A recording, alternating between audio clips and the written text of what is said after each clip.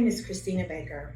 I am the Deputy Director of Labor for the South Carolina Department of Labor, Licensing, and Regulation. In observance of Worker Memorial Day, South Carolina OSHA would like to honor and remember the lives of this state's fallen workers and the workers across the country. We extend our sincerest and heartfelt condolences to their families, friends, and loved ones. We know and understand that the impact of this loss is great, and that there is nothing that can be said or done to fill that void.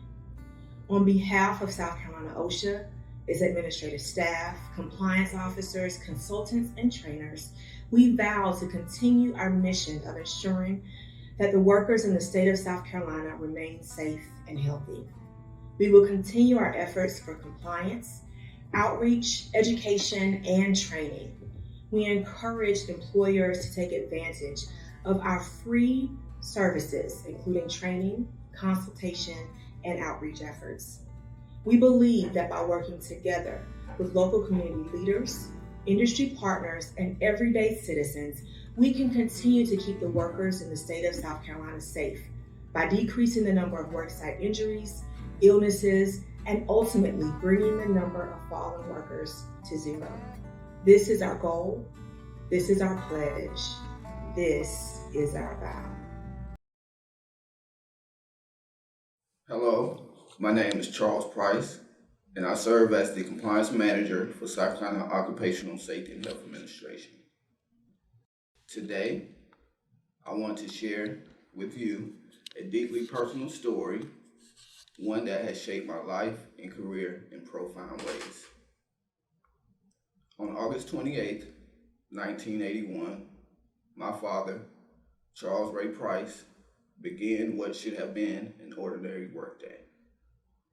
He got dressed, had breakfast, and said goodbye to my mother, my 4-year-old sister, and me. I was just 5 years old at the time. My father worked as a maintenance mechanic in the millwright shop. Around 12:15 p.m., he entered a broken chest, now known as a permit required confined space, to inspect and repair its agitators.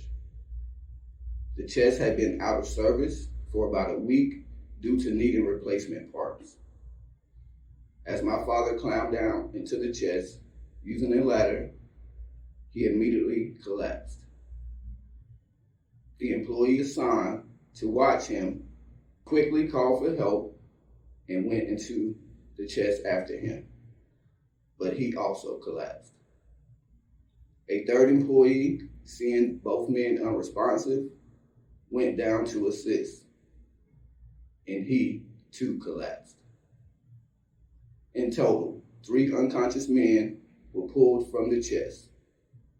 16 employees were transported to the local hospital. Despite repeated efforts, my father could not be revived. Of the other 2 men who collapsed, both were admitted into intensive care. 3 more were hospitalized for observation, and the rest were treated and released. The investigation revealed that my father died due to a high concentration of hydrogen sulfide gas that had built up inside the chest.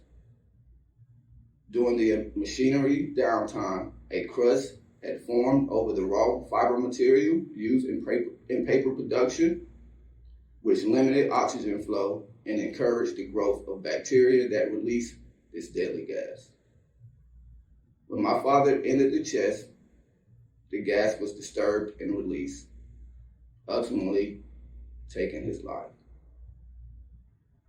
That afternoon, my sister and I waited by the front door to greet our dad, as we always did, but he never came home. My father was buried on what should have been my first day of kindergarten. I didn't get a chance to grow up with my dad, but I've come to know him through the memories shared by family and friends. I like to believe that losing him is what brought me to OSHA.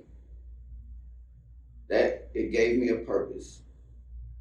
It gave me a reason to care deeply about the work we do, because I know firsthand what it means when safety fails, not just for workers, but for their families, their communities, and their futures.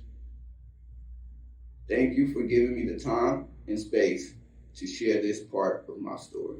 Now, please join the South Carolina Occupational Safety and Health Administration as we honor and recognize those employees who lost their lives in 2024 due to an occupational incident or illness in South Carolina while on the job.